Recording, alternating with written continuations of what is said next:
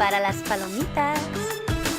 Está a punto de empezar En Sincronía, el podcast hispanoamericano de traducción audiovisual, con Damián Santilli, Blanca Arias Badía y Guillermo Parra.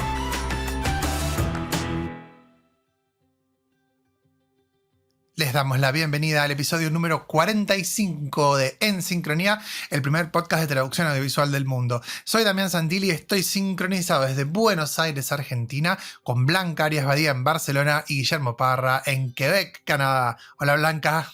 Hola, ¿cómo estás, Damián? Muy bien. Hola, Guille. Muy buenas. Veo que no te he fastidiado la intro esta vez. Ya estabas al día de dónde estoy.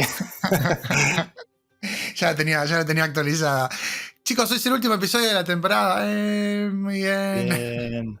Nos vamos de Bueno, vacaciones. bien o mal, no sé. No, bien.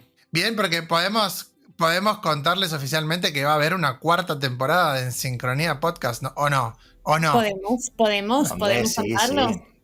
Bien, bueno, hagamos la lista de cuántas series llegan hasta la cuarta temporada. No son tantas, porcentaje Espero que como mínimo tengamos tantas como los Simpsons. eternas, mínimo, bueno. por siempre. Ya nos habrán reemplazado todas las máquinas, pero nosotros seguiremos haciendo episodios del podcast. Está muy bien. Bueno, antes de comenzar contándoles de qué se trata el episodio de hoy, vamos a hablarles de nuestro patrocinador. Una es la mejor herramienta de traducción audiovisual del mercado, 100% en línea. En su suite encontraremos programas para crear, traducir, revisar, transcribir, convertir, codificar y pegar y comparar subtítulos. Además, cuenta con una aplicación para audiodescripción y un sistema de gestión de proyectos a la medida de cada empresa del medio. Su interfaz web es muy intuitiva y fácil de usar y nos permite trabajar como profesionales de la manera más sencilla. Además, podemos optar por distintos métodos de licencia, desde una semana hasta un año. También encontrarán en su web el programa educativo de UNA para enseñar la herramienta en sus clases, y de Pool, una base de datos creada para que se encuentren las empresas y los traductores audiovisuales. Pueden ingresar en una.net para probar el software gratis durante 4 semanas, mejorar su productividad y empezar a trabajar como profesionales hoy mismo. Y les recordamos que gracias a este patrocinio UNA en Sincronía, pueden acceder a un 10% de descuento en cualquier compra que hagan en la tienda de UNA. Solo tienen que ingresar el código ENSINCRO10, 10 con 10, ENSINCRO10, en el carrito antes de pagar y listo. Bueno, muy bien. Antes de charlar sobre nuestra invitada y el tema de hoy, Guille, tenemos que hablar de un premio muy interesante que va a dar el podcast. Contanos, Guille. Una gran noticia. Pues, a ver, estuvimos pensando en qué más podía hacer En Sincronía para aportar algo a sus oyentes, aparte de la transferencia de conocimiento, que en eso trabajamos en cada episodio, y algunos sorteos sueltos que hemos ido haciendo. Pues nos gustaba la idea de contribuir un poquito más, y se nos ocurrió que podíamos ofrecer una beca, una ayuda económica para que uno de nuestros oyentes o una de nuestros oyentes pueda asistir a la cita, a la Conferencia Internacional de Traducción Audiovisual, la 7ª, que tendrá lugar en Alicante, en España, el 10 y el 11 de noviembre de este año. Bueno, ya anunciaremos concretamente en qué consistirá esa ayuda, cómo podréis optar a ella, pero adelantamos que esto se difundirá, esta información, a través de nuestra newsletter. Así que os animamos desde ya a que os suscribáis, estéis pendientes, porque próximamente sacaremos más información. Y yo creo que es una gran noticia, ¿no, chicos? Pues sí, la verdad. Muy la bien, verdad muy es que bien. sí. ¿Puedes contar un poquito más de qué consiste? ¿Qué tenemos para darles a quien gane? Pues será una inscripción para la conferencia, y además podrán asistir a uno de los talleres que ofrecen en la conferencia, que hay sobre cada una de las principales disciplinas de traducción audiovisual. Y por parte de la persona que asista con esta beca, pues que sepa que estaremos encantados de verla si nos cruzamos por allí, y que sepa que esperaremos que contribuya también al podcast y que venga a contarnos cómo fue su experiencia. Sí. No es un regalo gratis. No es gratis. Nada es gratis en la vida. Bueno, yo podría decir que es un doble regalo, porque además de poder ingresar gratis al congreso y al taller, después va a poder estar en el podcast. O sea, doble Con regalo, nosotros, triple regalo. imagínate. Con Guillermo, nana, es una cosa. Uy, Con conmigo, Guillermo sobre sí, todo. sí. Muy bien, muy bien. Y después, como decía Guille, también va a haber una pequeña ayuda económica de parte de nosotros tres para transporte o para lo que sea. Ya después vamos a dar más detalles de cómo va a ser todo eso. Bueno, muy bien. Entonces ahora sí les vamos a contar acerca de nuestra invitada. Hoy nos visita Estefanía Jiménez Casset. Terminamos con entrevistada latinoamericana, aunque vive en Valencia, pero bueno, por lo menos terminamos con invitada latinoamericana. Vamos a hablar de control de calidad para plataformas de streaming. Tate, como la conocemos y la vamos a llamar bastante en este episodio, es traductora pública de inglés y especialista en traducción, adaptación y control de calidad de contenidos audiovisuales. Trabaja en el mercado desde 2007, concretamente en corrección de subtitulado y doblaje, hizo coordinación de proyectos, creó guías de estilo, formó traductores audiovisuales, se especializó en corrección de textos en la Fundación Literae, subtituló, corrigió, tradujo y adaptó guiones para series y películas de ISAT, Infinito, Space, Match Music, Fashion TV, True TV, Playboy, Venus y algunos más.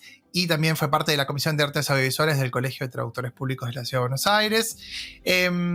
Obtuvo un título en Traducción Creativa y Humanística en la Universidad de Valencia. Trabajó en la coordinación en 2014 y 2016 y formación de un equipo importante de traducción y control de calidad para traducir un talk show de Netflix que marcó una especie de antes y después en los procesos subtitulados en las grandes distribuidoras de contenido. Y bueno, desde aquel entonces se dedica casi exclusivamente al control de calidad de subtítulos y de guiones y audio de doblaje de contenidos que se emiten en diferentes plataformas digitales. Además de la entrevista con Estefanía, vamos a tener, como ya es habitual en esta temporada, en el medio, las secciones. Hoy vamos a comenzar con subtítulos con carácter. Guille. Pues sí, en esta sección la verdad es que hacía tiempo que no la hacíamos por una razón o por otra y tenía muchas ganas de hablar.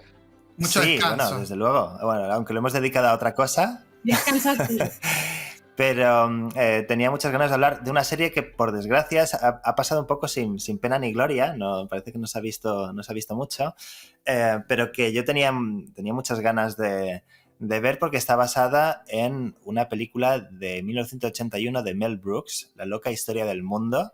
Es una parodia totalmente absurda que sale...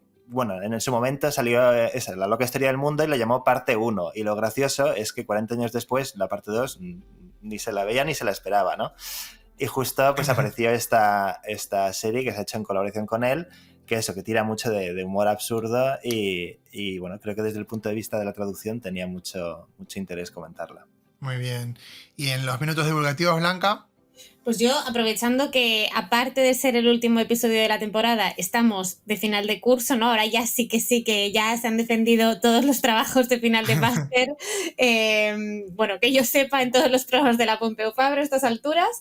Pues voy a aprovechar para contaros un poquito sobre 2 trabajos que he tenido el gusto de conocer, pero no por haberlos dirigido, sino porque he entrado en contacto con las autoras, en este caso todas chicas. Por un lado, un proyecto grupal que se defendió en el Máster en Cultura Digital y Medios Emergentes de la Pompeu Fabra, que es del Departamento de Comunicación. Y por otro lado, un TFM que se ha defendido en el Máster en Comunicación Científica de la Barcelona School of Management.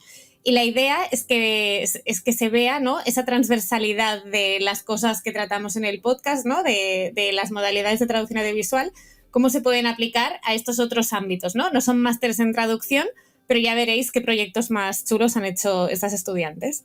Muy bien, excelente. Bueno, sin mucho más que decir, vamos a comenzar con la primera parte de la entrevista a Estefanía.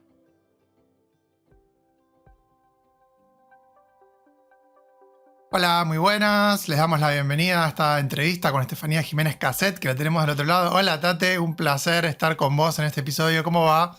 Hola, Bombón, muy bien, acá estamos. Muchísimas gracias, chicos. Es un honor poder participar de esto con ustedes. Bueno, para mí es un honor, pero sobre todo es una alegría inmensa cerrar esta tercera temporada con una entrevista que hace mucho tiempo que quería hacer.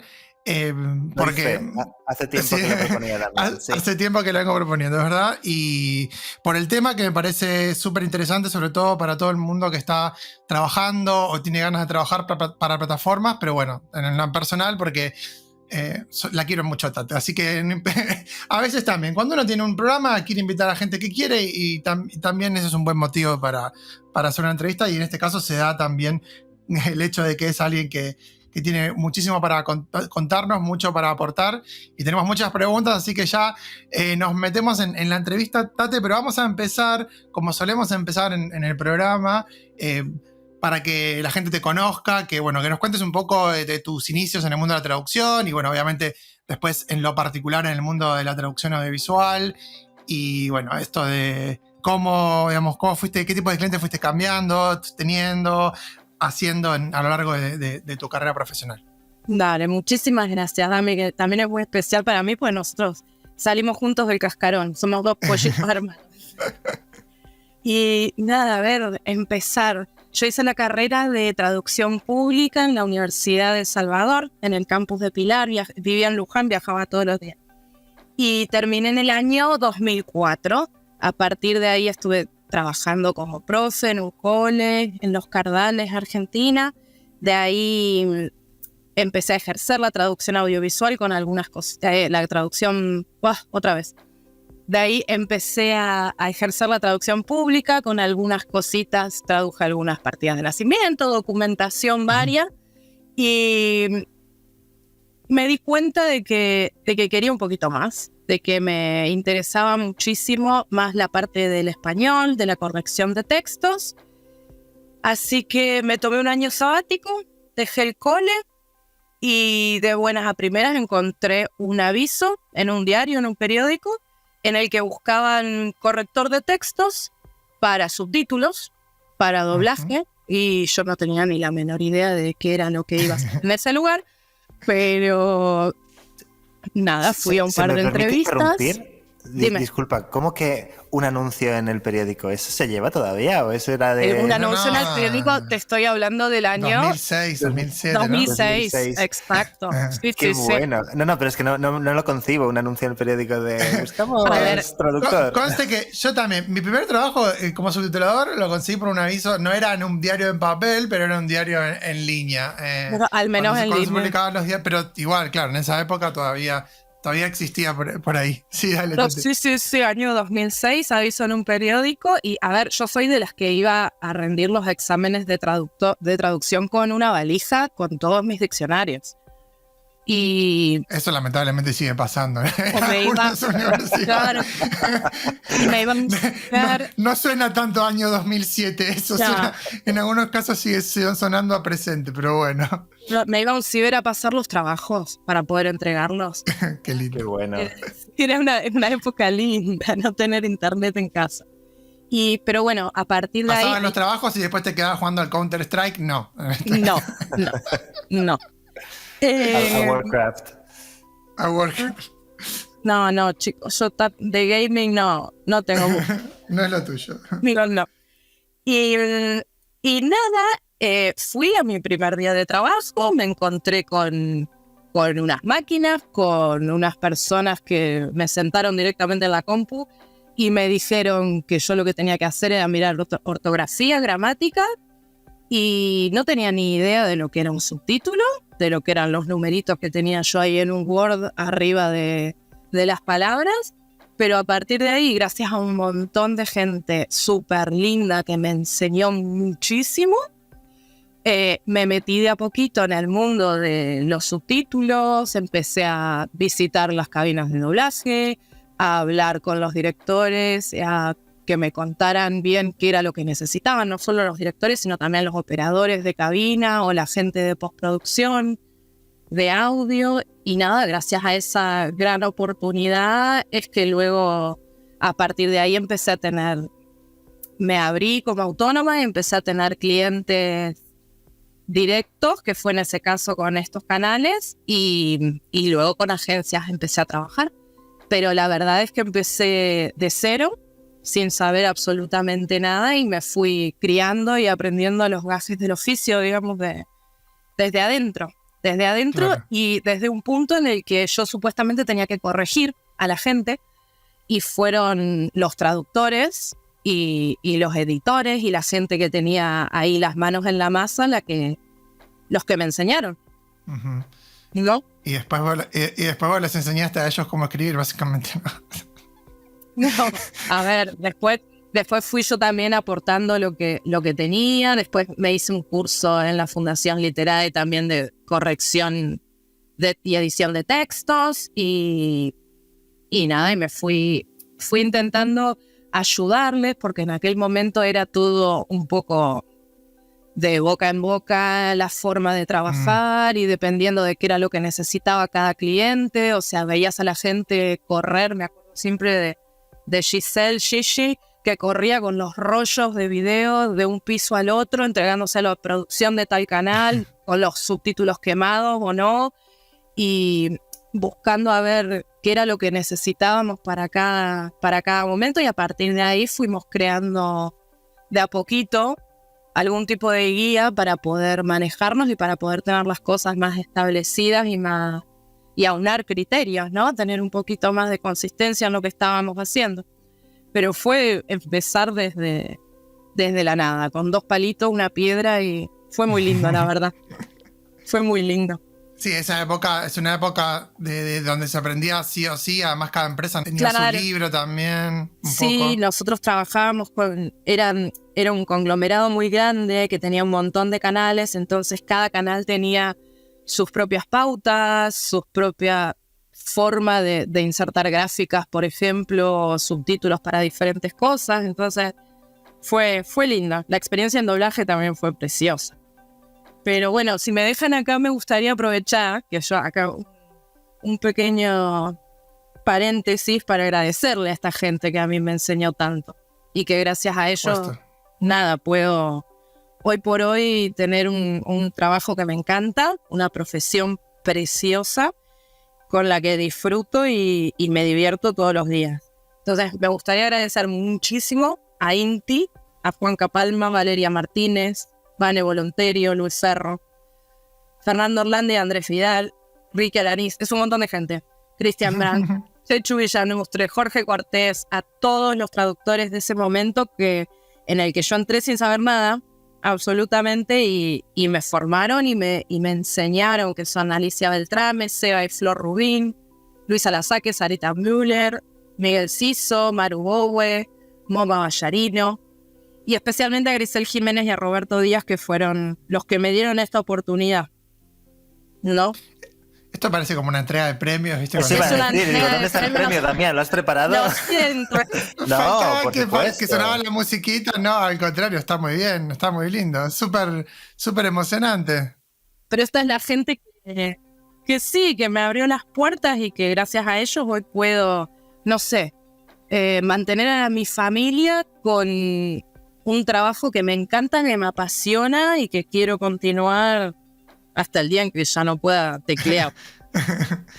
Y contanos un poco, porque esto es de tu etapa en Argentina. Quizás para quienes no conozcan a Estefanía, están escuchándola hablar en una mezcla de argentino con palabras de español de España. Uy, se me escapa. Eso es de tu época de la Argentina. Y después vos emigraste de tu país a España.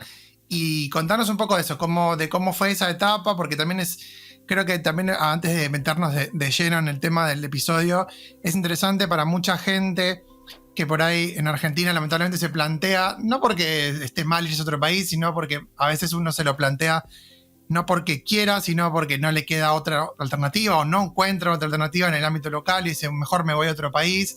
Pasa mucho en el mundo, en la gente que se dedica a la traducción, por tener ese otro idioma, decir, bueno, tengo quizás posibilidades de buscar opciones en Estados Unidos, en Europa. Pero bueno, independientemente de esas cuestiones en las que no vamos a meternos necesariamente ahora, sí contanos un poco, bueno, entonces, después de esta etapa en la Argentina, vos te vas a vivir a España y bueno, ¿cómo fue eso y qué es lo que estás haciendo ahora particularmente?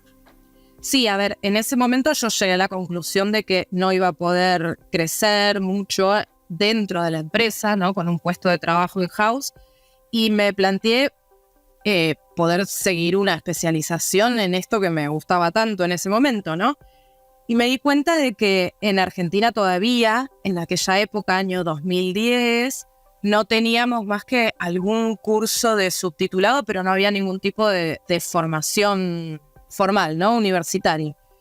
Y así que nada, decidí venirme a hacer este máster a Valencia, que me tomé mi tiempo para hacerlo, la verdad, con un visado de estudios que después de 2 años ya me habilitó a poder tener ciertas horas de trabajo al mes, además de estudiar. Entonces me vine siendo monotributista en Argentina, conservé los clientes que tenía en ese momento y seguía tributando ahí en Argentina, hasta que luego pude cambiarme y hacer el paso a pagar Hacienda acá en España, a pagar mis impuestos aquí y a poder buscar otro tipo de clientes que me convinieran más también. ¿Y qué tal tu relación con Hacienda? Mi relación con Hacienda, bien. Traumática, la mía es traumática, ¿eh? A ver, Guilla, a mí me salió a devolver, así que yo no sé si eso es bueno o malo en este momento de mi vida. Pero bueno, he recibido un regalito. ¿Con Argentina? Bueno, sí, en comparación, sé que allá en Argentina hay muchísimas dificultades en este momento para tener clientes que estén fuera de Argentina y para poder cobrar una tarifa que realmente sirva, pagando todos los impuestos que corresponden. Entonces, la verdad es que yo aquí estoy muy contenta. Estoy muy contenta. A pesar de que estoy pagando, creo que es un 20% de la facturación o algo por el estilo, lo que se paga en impuestos, pero rinde muy bien y los beneficios que uno tiene también son importantes. O sea que le recomendarías a alguien que se lo está planteando. A ver, decir... sí, yo recomiendo mucho tributar. No, me refiero al hecho, claro, al paso a cruzar el charco, como decimos. Cruzar el charco sí. sin miedo y sabiendo que hay posibilidades en todos lados. Uh-huh. ¿Y sí. ahora en dónde estás trabajando ya? ¿O cuáles son tus principales clientes que tenés en traducción? Ahora en este momento estoy trabajando mucho con una empresa que está en Suecia, que es parte del DTT de Netflix. Y también trabajo con otra empresa que está en Dinamarca, con una empresa que está en Austria, otra de Estados Unidos, que es más que nada para doblaje. Y la verdad es que bien. Estoy contenta porque es muy variado lo que hago. Para algunos les hago control de calidad, a otros les hago traducción de guiones de doblaje, con otros hago control de calidad de audio, de doblaje. Así que es lindo. Bueno, entonces, vos hiciste en tu etapa en la Argentina control de calidad, entraste como correctora de subtitulado, de doblaje, y ahora también estás haciendo un poco de eso con algunos de tus clientes. Entonces, metiéndonos específicamente en el tema del episodio, la pregunta es, y con esto ya arrancamos, desde que una serie o una película se asigna, o se dicen, bueno, hay que traducir esta serie, hay que traducir esta película, hasta que nosotros la vemos en la plataforma, ¿sí? ¿Cuántas etapas hay? ¿Cuántas personas están involucradas en esa etapa? Idealmente, en un proceso bien hecho, vamos a hablar, no en esos casos donde a veces sale sin que lo revise nadie, sino en un proceso, digamos, en un producto de alto perfil, en una plataforma o algo por el estilo. Claro, a ver, digamos, desde la preparación para traducir a todos los idiomas, ¿no? Desde cero. Vale.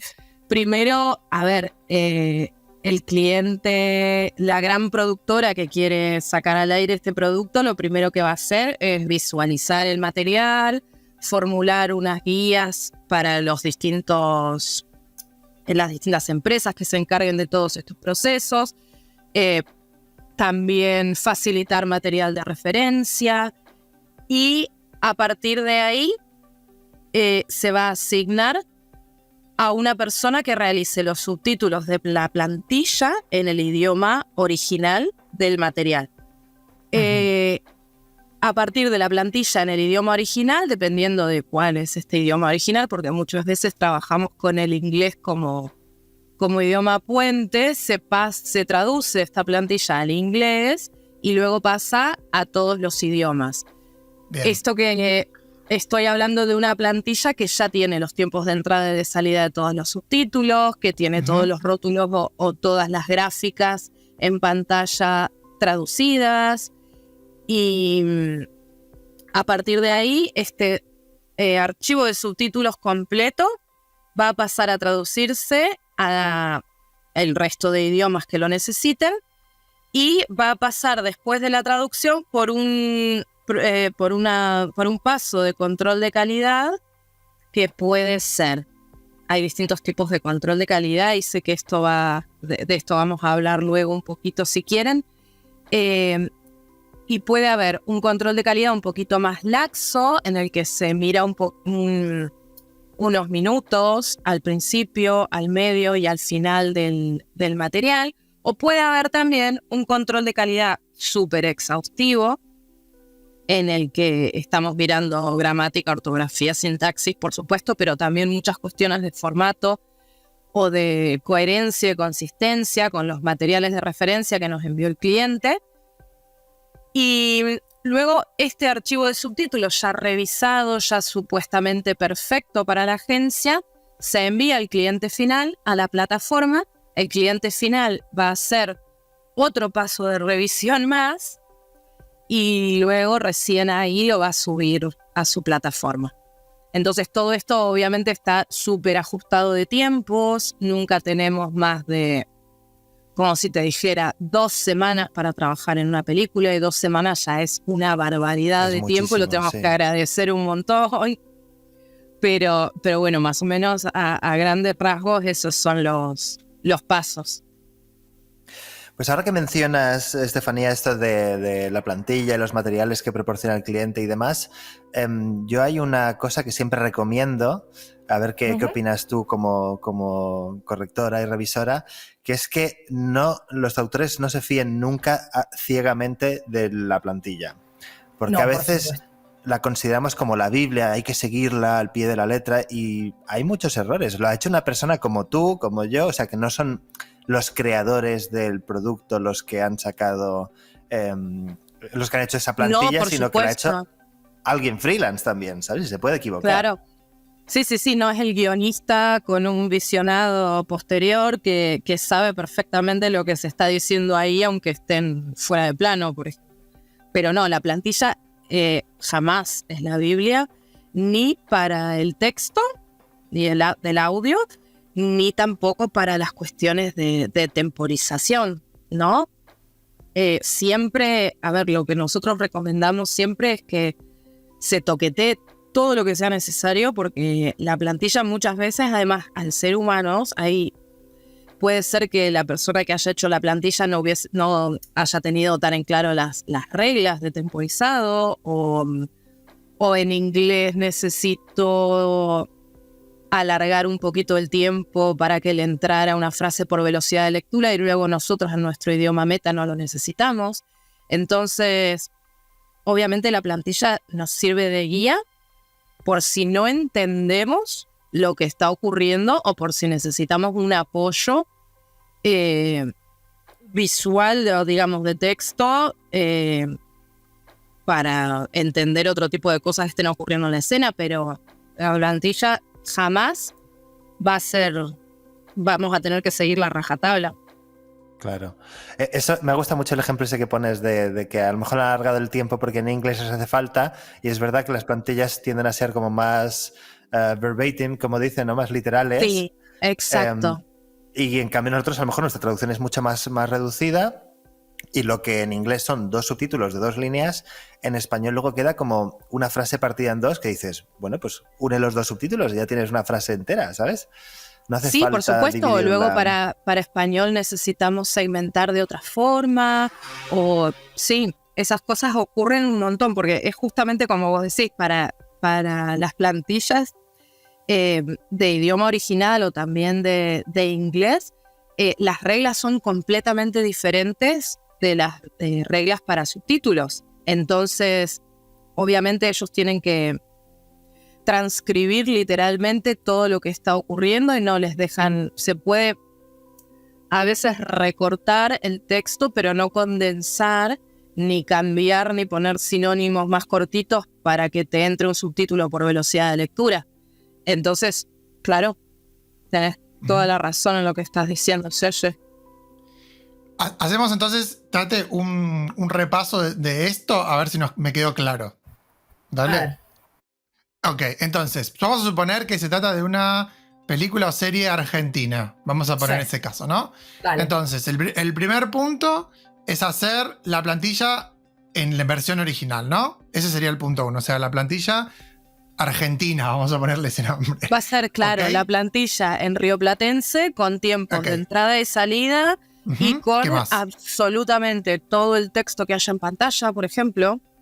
Tiene Ujú, que estar transcrito y tiene que tener sus tiempos también de como si fuera un subtítulo.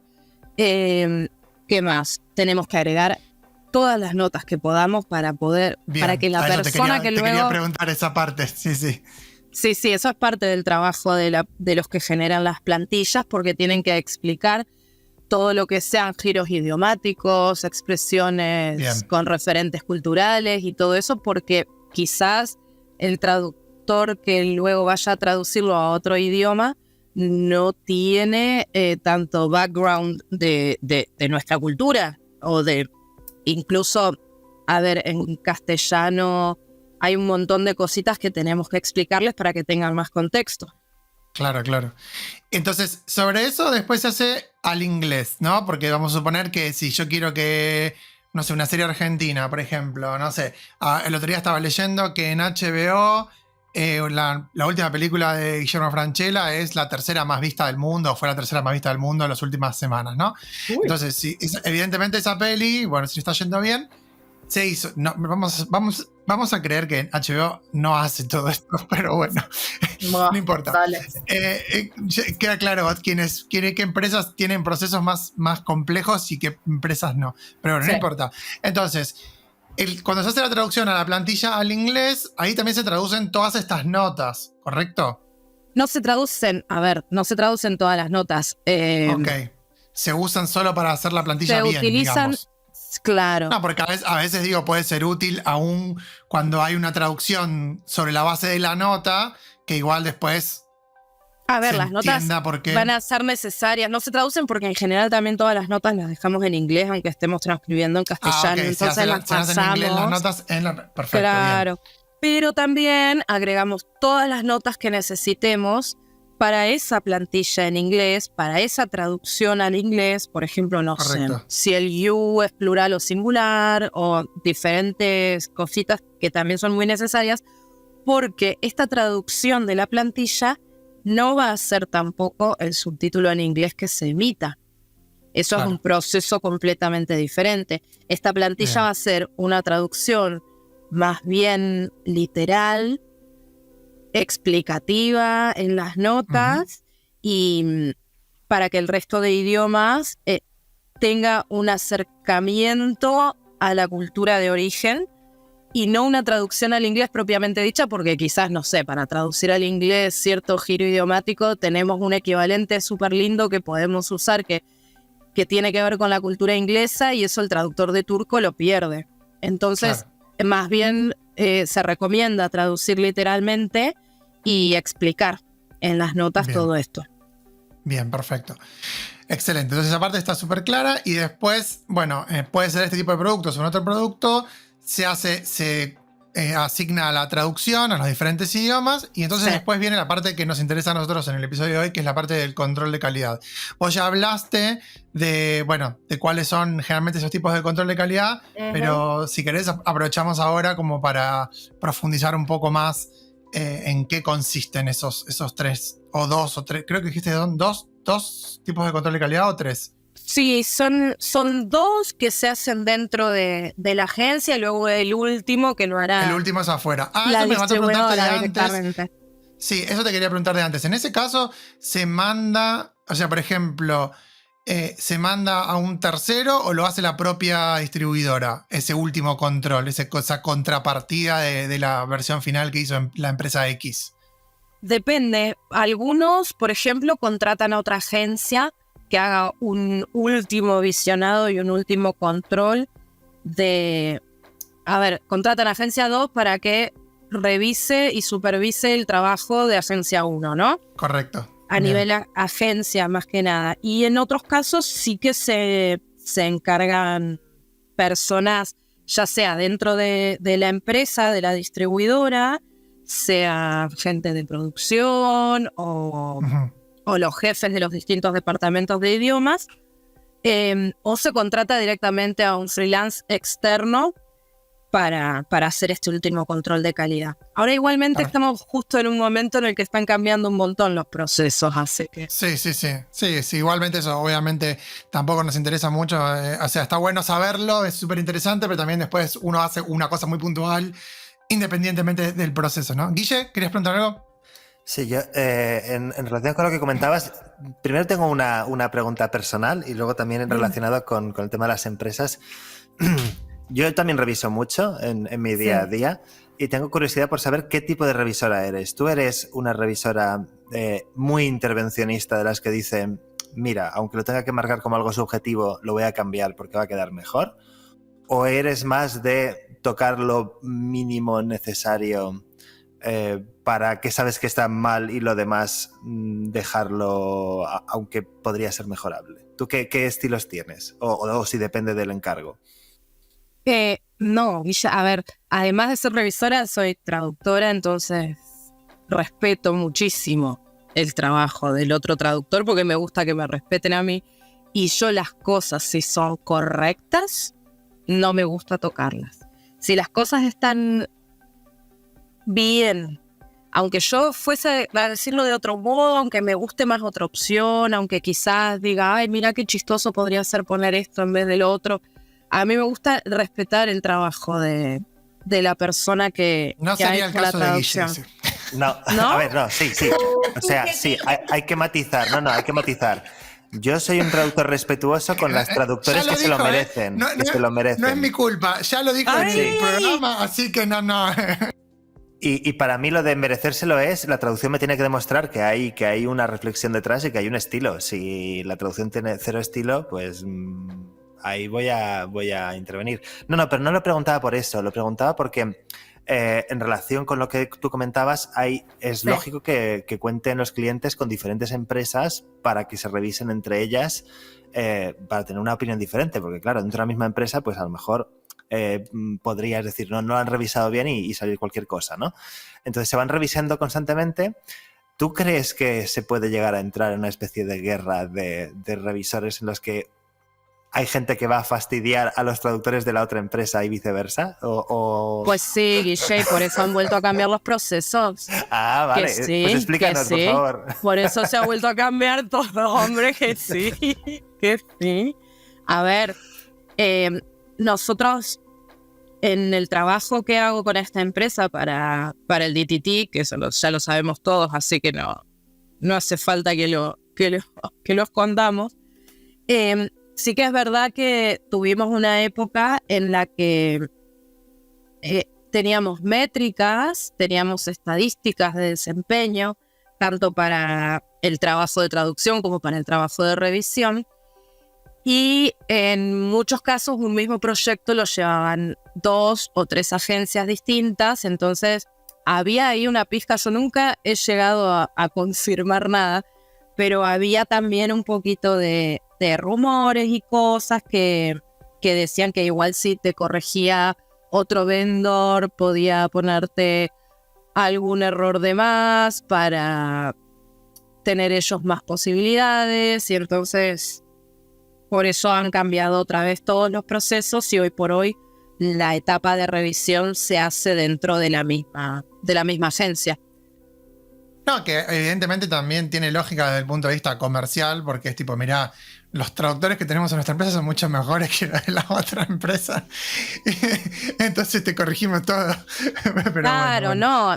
Entonces, lo lindo es poder trabajar como estamos trabajando ahora, que la verdad yo trabajo con un equipo que es excelente y al que muy poco hay que tocarle. A nadie, de verdad.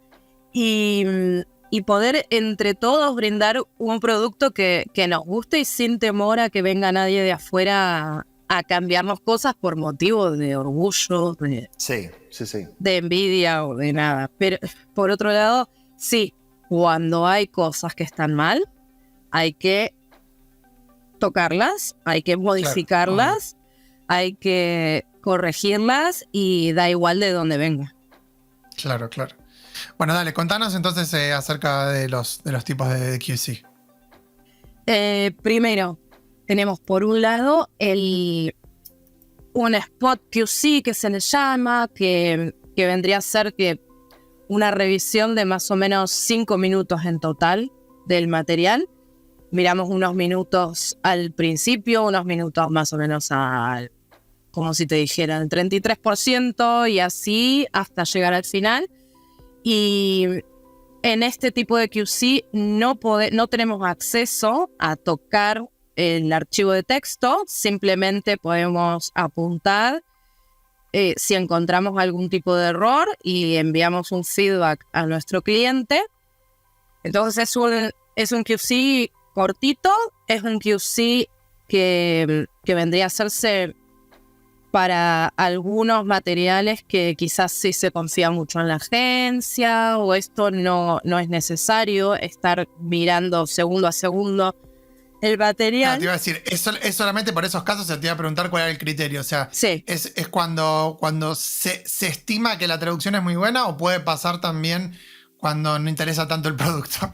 También, eso ya a nivel comercial también pasa que hay muchos materiales, si no son high profile o no son originales de la plataforma, hay veces que llevan solamente un spot QC.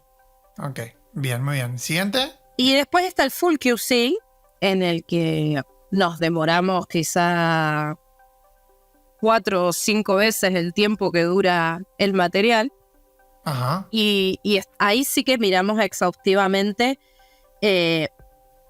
cuestiones de formato, cuestiones de coherencia y de consistencia. 2-3 horas te puede llevar un episodio cortito de media hora, digamos, una cosa así, en ese control.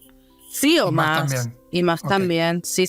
Bien. Ahí, a ver, estamos revisando punto por punto absolutamente todo, tanto los tiempos como lo que te decía, el formato y también la traducción y también las selecciones del traductor y también, no sé, la ortografía, la gramática, que se haya pasado un typo, un espacio de más, que, no sé, diferentes cuestiones de las guías de estilo de cada cliente, pero sí, este QC lleva muchísimo tiempo y se ve todo el material, de principio a fin. ¿Hay un cierto nivel de exigencia igual para ese material que te llega? O sea, me refiero a que independientemente del tiempo que vos como correctora le dediques, se espera igualmente que la traducción que llegó sea muy buena, o es una cuestión de que te puede pasar que te llegan cosas de quienes hacen el trabajo excelente y también cosas de gente que recién está empezando y entonces tiene muchos errores. No. ¿Cómo es frecuentemente eso? No. Dependiendo del tipo de cliente, obviamente para el que estemos trabajando y si nuestro trabajo de revisión es para enseñar y para formar al traductor, o ya directamente son encargos de la vida real que pasan directo a la plataforma, de normal lo que nosotros esperamos es un archivo excelente, tanto en términos, sí, en términos técnicos como lingüísticos, y que básicamente el traductor lo que tiene que pensar es que eso no va a pasar por nadie antes de la plataforma y tiene que entregar algo perfecto. Gracias. Sí. Perfecto. Yo hago mucho hincapié en esto. No cuentes con que va a haber una persona detrás porque a lo mejor no la hay. A lo mejor no la hay. A lo mejor hacen, como contaba antes, un visionado así cortito de diferentes partes y ya está. Y capaz que metiste un error gordo o no sé. No quisiste investigar algo y se lo van a comer. Sí. ¿Y eso incide después negativamente? ¿O vos ves que incide negativamente en la persona que hizo la traducción o esas cosas pasan medio de largo? No pasan Ok. porque, a ver, los revisores también enviamos un feedback o enviamos comentarios al cliente sobre el desempeño No me manden más hasta el traductor. del traductor. No, bueno, no se puede decir No, así, pero tanto no, pero bueno. Es que No, pierdes pero- dinero, No. ¿eh? Si es un mal traductor, pierdes dinero porque le tienes que dedicar mucho más tiempo y la tarifa es la misma. Al menos en mi no, por caso. supuesto, y además, Claro, si la tarifa es por minuto y no por hora de trabajo, no te sale rentable.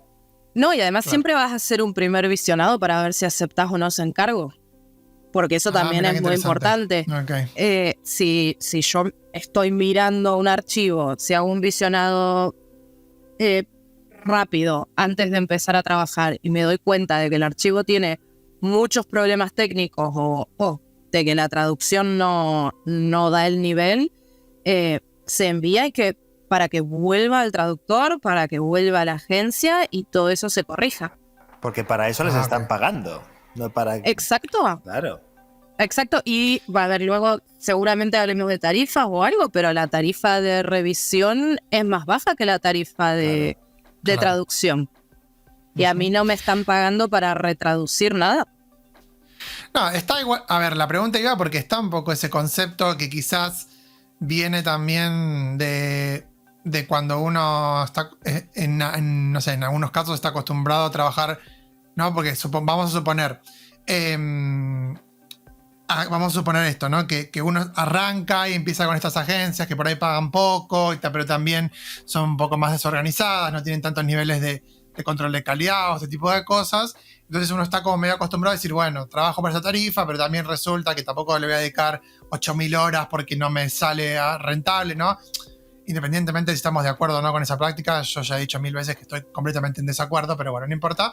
A lo que voy es que, digamos, también a veces cuesta como hacer ese cambio de decir, oh, ok, mirá que ahora para este proyecto que estoy trabajando, que es high profile, esta empresa o lo que fuera, se espera que el resultado sea algo que va a ser revisado, pero que eso no implica que lo corrige total después el revisor y no le doy bola y lo hago así nomás, ¿no? Sino que nuestro objetivo es que el revisor encuentre lo menos posible, salvo que yo no haya entendido alguna cosita y se me escapó, pero cosas puntuales, ¿no?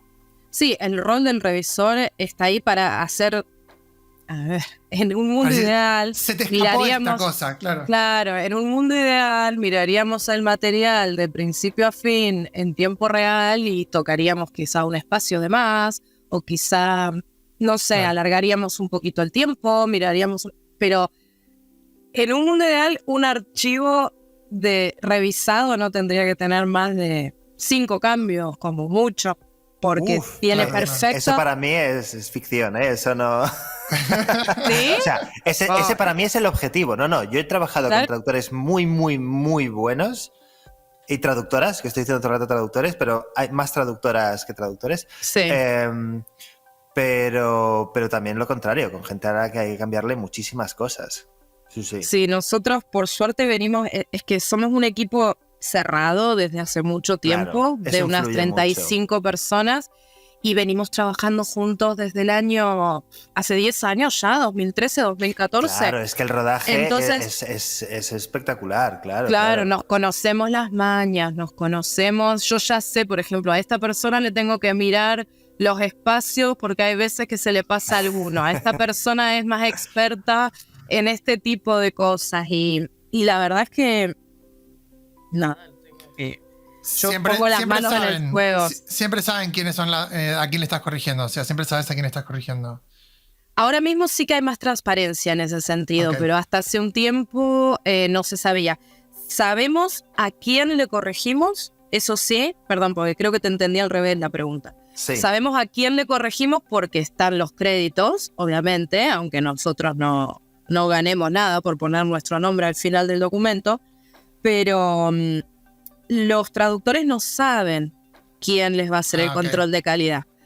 Ahora eso te decía que hay más transparencia en cuanto Ok. a que hay veces que sí, que para determinados proyectos, por ejemplo, tenemos foros de trabajo para poder consultar los distintos idiomas, las dudas que tengamos sobre el material, y sí que podemos tener contacto y trabajar juntos, ¿no? Para ver una calidad mayor. Bien, bien. ¿Firmáis, Estefanía, firmáis las revisiones o nunca? No. Y cuando, claro, tú hablas de este escenario tan maravilloso en el que hay muy poquitos cambios, entonces Ya. no parece nada pues grave, ¿no?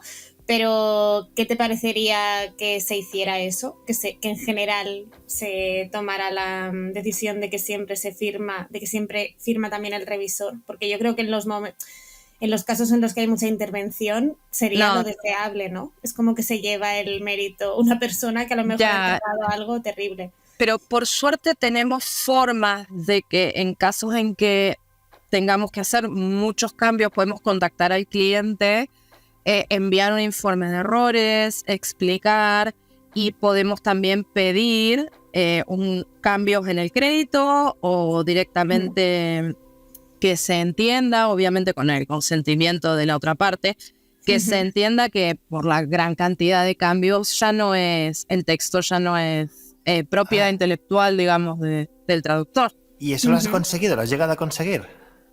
Es que sé que existe el proceso, sé que podemos pero no has hacerlo, pasado por él.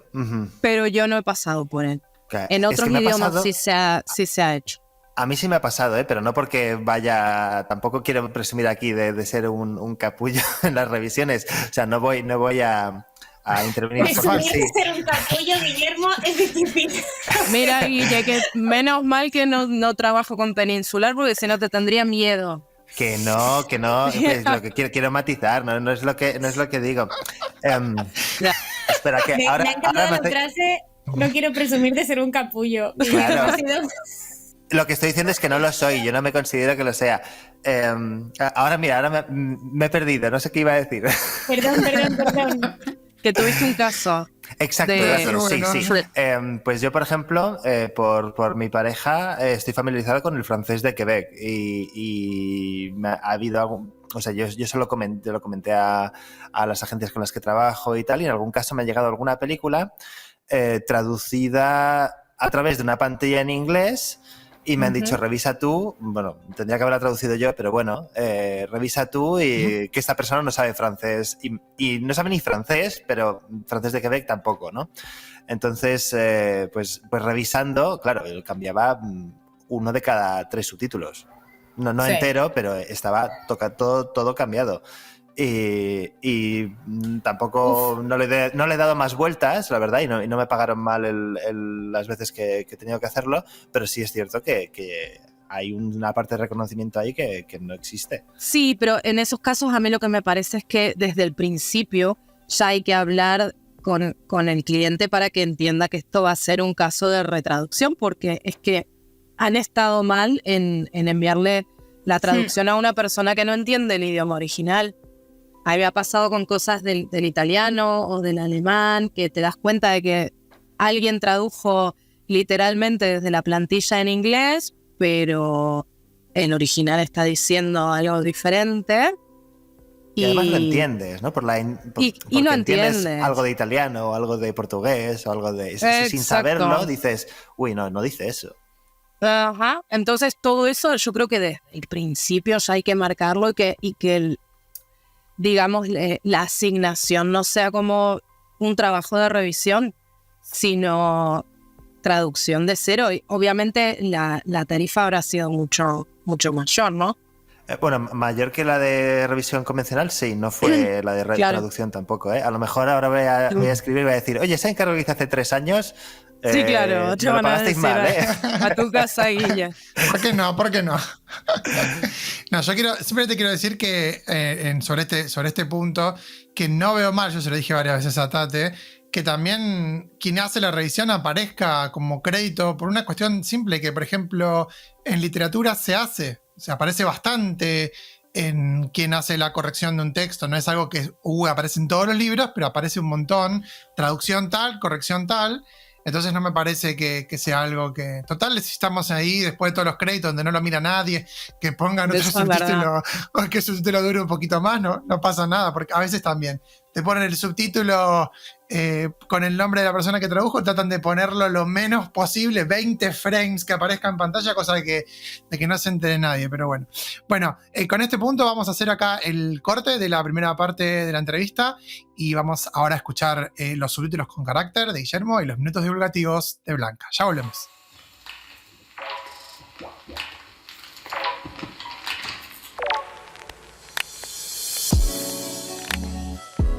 A todos los subtítulos les faltan caracteres, pero a los mejores nunca les falta personalidad. ¿Qué los hace tan especiales? Quédate y descúbrelo con Guillermo Parra. Bienvenido a Subtítulos con Carácter. Saludos, curiosos diamantes de los subtítulos. Volvemos por fin con la sección. Y en esta ocasión me gustaría hablar de la serie La loca historia del mundo, parte 2, que cuenta con la colaboración de Mel Brooks, director de la parte 1 hace ahora más de 40 años.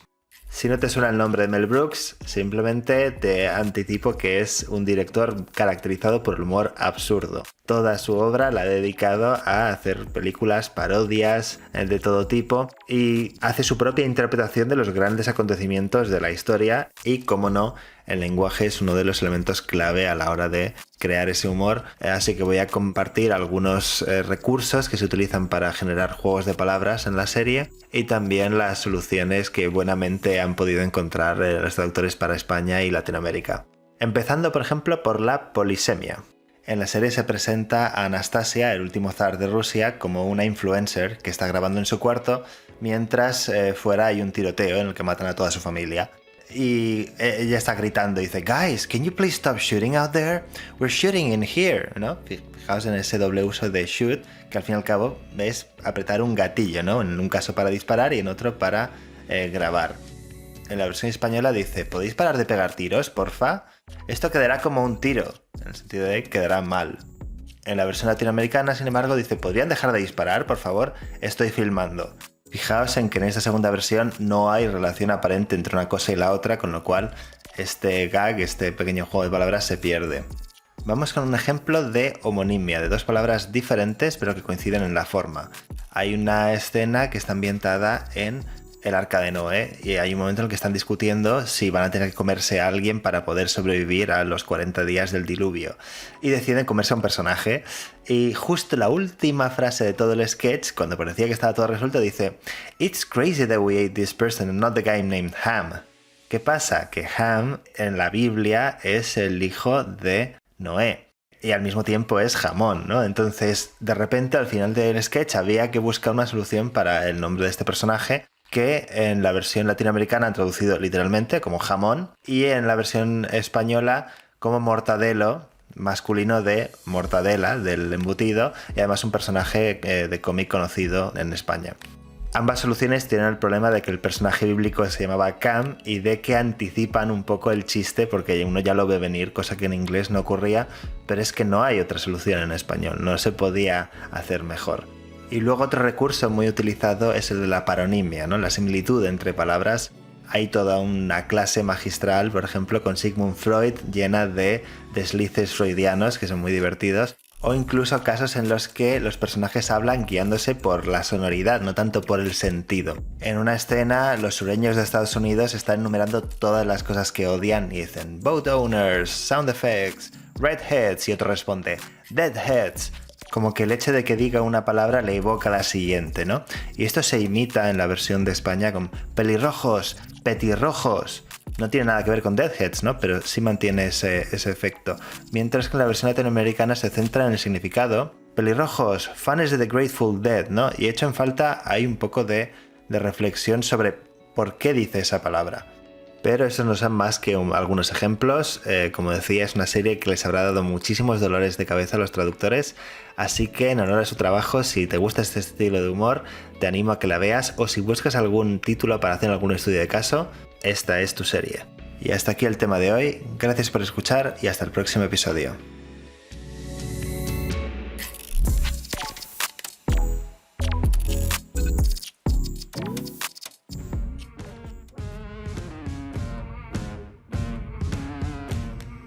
En este podcast no nos gusta que la investigación sobre traducción audiovisual y accesibilidad se quede guardada en un cajón. Empiezan los minutos divulgativos con Blanca Arias Badía.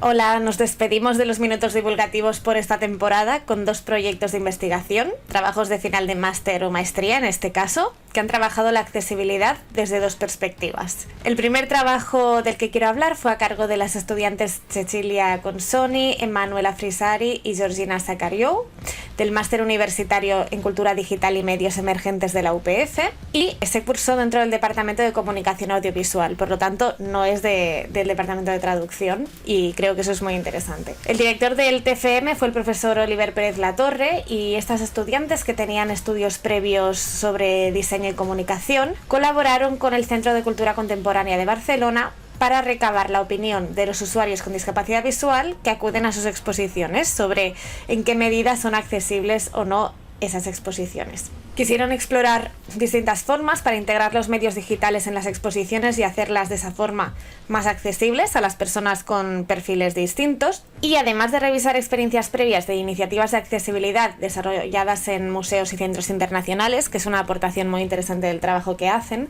adoptaron una metodología centrada en los usuarios. Prepararon una visita guiada al museo y en esa visita guiada documentaron con fotografías y con grabaciones de vídeo las reacciones de los usuarios frente a los objetos de la exposición Constelación Gráfica, dedicada a autoras de cómic, y también organizaron un grupo focal con usuarios finales y entrevistaron a una de las personas que gestiona la accesibilidad en el CCCB. Creo que este tipo de colaboración con entidades reales, estos proyectos que abordan desafíos que son efectivamente desafíos que tenemos ahora de accesibilidad, son muy positivos y espero que vayan surgiendo más TFMs en esta dirección. El segundo trabajo que quiero comentar ha sido a cargo de Stephanie Hernández, que es estudiante del Máster en Comunicación Científica, Médica y Ambiental de la Barcelona School of Management, de la Pompeu Fabra, y ha trabajado bajo la supervisión de la profesora Gemma Revuelta. En este caso, Stephanie ha elaborado el proyecto Cientidos, así es como ella lo ha titulado, que es una propuesta de comunicación inclusiva de la ciencia. En su web, que es una web de Wixsite que compartiré con vosotros en la cajita de información del podcast, podéis echar un vistazo a su primera narración, que está locutada en español y con una intérprete de lengua de signos española en el centro de la pantalla, esto es muy interesante, en la que nos cuenta la historia real de una científica de la Universidad del País Vasco, Cristina Marcos Arias, que es, a su vez, usuaria de implante coclear. El título del cuento que ha preparado es Arte con ciencia microscópica, y os voy a dejar ahora los primeros segundos aquí para que veáis lo precioso que es el estilo de la propuesta y para que os quedéis con un poco de ganas de más. Dejo el enlace, como decía, en la caja de información del podcast para que podáis verlo entero. Arte con ciencia microscópica. ¿Con qué pintan las científicas?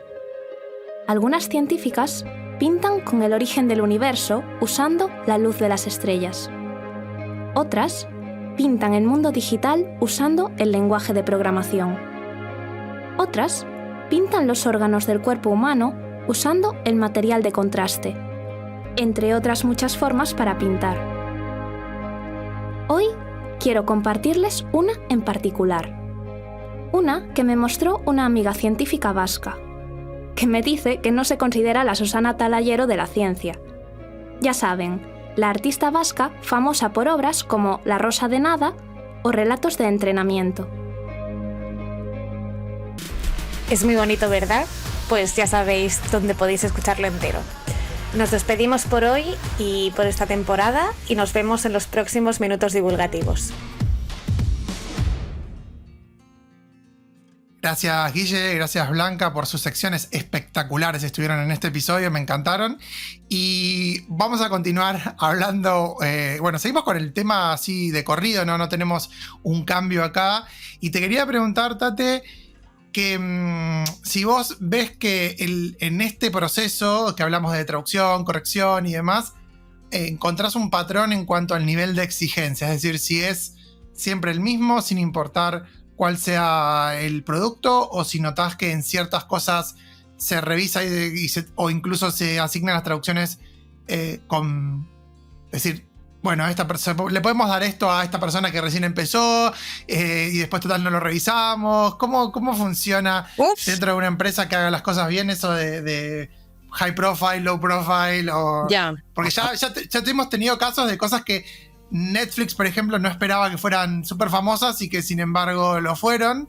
Entonces, no sé si ya se aprendió de eso o sigue pasando que algunas cosas se revisan más que otras. Sí, entiendo. Sí, esto ya nos estamos metiendo en temas de ética profesional por el lado nuestro y de decisiones comerciales por parte de las grandes empresas. Sí, ahorro de costos, por ejemplo, Porque ¿no? En algunos casos. Sí, ahorro de costos, buscar agencias que quizás cobren menos para cosas que ellos consideran que no van a tener tanto éxito o que van a estar ahí para rellenar la plantilla de, ¿cómo es esto?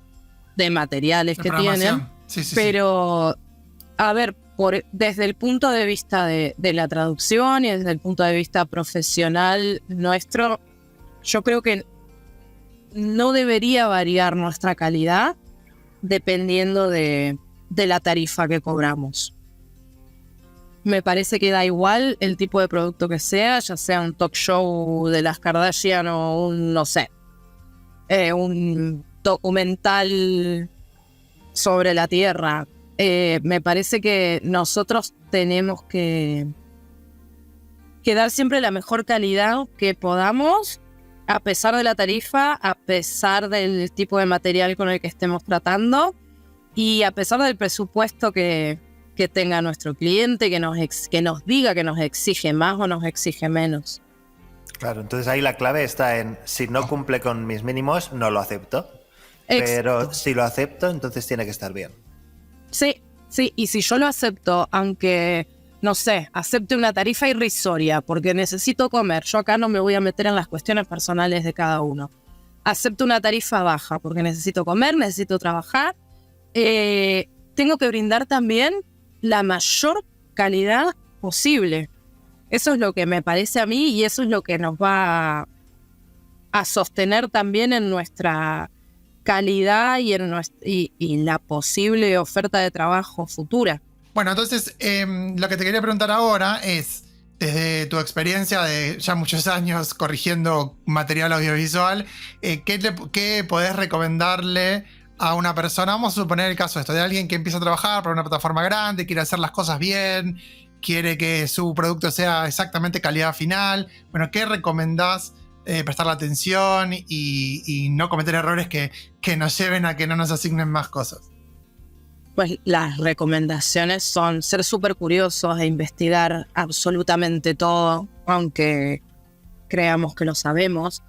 Leernos y aprendernos las guías de estilo de cada cliente, porque nunca vamos a trabajar para uno solo y esas cosas varían y siempre las podemos pifiar en eso, en que tal cliente me pide, no sé, guión y espacio para diálogos y el otro me lo pide sin espacio. Prestar muchísima atención a las biblias de cada show para no equivocarnos en cualquier cosa que nos puede parecer un detalle chiquitín, una tontería, pero que luego a nivel producción sea algo importante.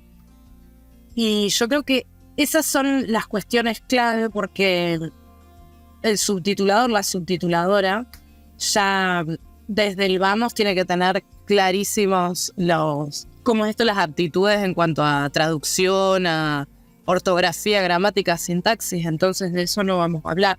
Siempre es prestarle atención a los requisitos del cliente, a la coherencia y a los detalles que, por más chiquitines que parezcan, siempre van a ser importantes. ¿Blanca? Quería decir, porque antes ha dicho Estefanía una cosa que me ha llamado mucho la atención.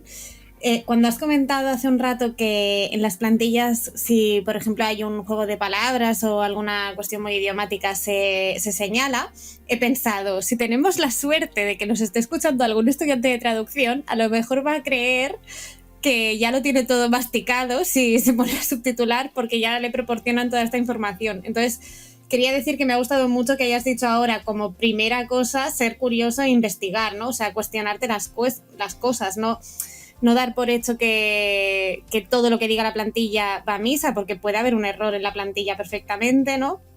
Sí, claro, y que además las notas de plantilla no son un shortcut al diccionario. Exacto, o sea, ahí no nos van a explicar el significado o el equivalente de cada palabra. simplemente nos cuentan detalles que puedan ser más difíciles de comprender o no sé, que tal término viene de tal otro, pero poco más.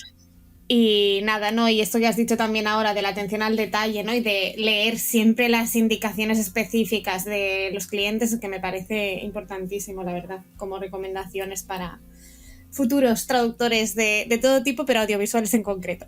Claro, porque igual nos parece que, no sé, nos llegan varios encargos que tienen un formato parecido en el correo o lo que sea, y lo tenemos que leer todo de pe a pa igual, porque no nos podemos confiar en absolutamente nada y tenemos que estar al detalle. ¿Guille?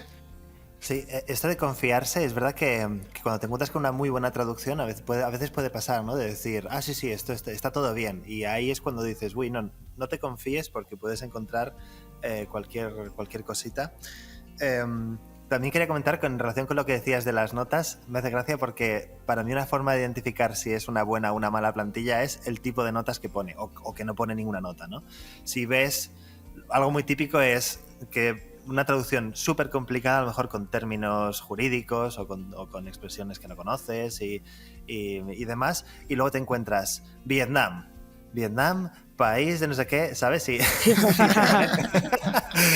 Cosas de conocimiento súper general que encontrarías en cualquier enciclopedia. Sí. Pero luego las dudas que tú tienes, claro, el que hace la plantilla también las tiene, las dudas, ¿no? No las resuelve eso. Sí. Sí, yo he trabajado con plantillas muy buenas en las que incluso hay chistes internos o la persona que hizo la plantilla nos explica cuestiones culturales y se mata de risa de cosas que tienen que ver con la trama también y creamos ahí una especie de diálogo.